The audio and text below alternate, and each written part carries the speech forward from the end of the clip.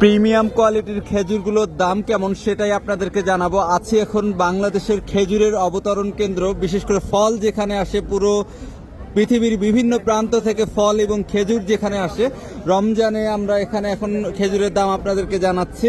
ভাই এটা এটা কি খেজুর? এটা আপনার জেদ্দা মরিয়ম।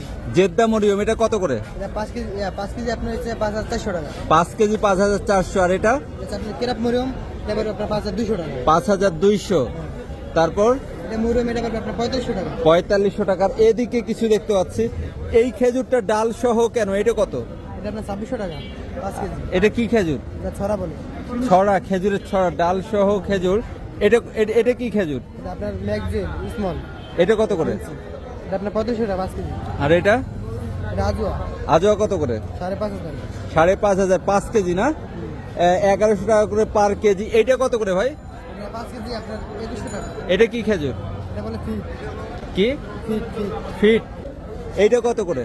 এটা আপনার 4,500 টাকা। 4,500 টাকা। এটা কি খেজুর? এটা আপনার স্মল, এটা ফ্যান্সি। ফ্রেন্সি। এটা কোন কোন দেশ থেকে আসছে? ম্যাগজিন সব হচ্ছে আপনার মিশরের।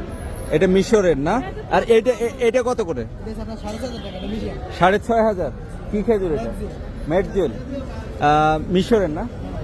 মিশরের মেডজুলটা হচ্ছে সবচেয়ে দামি।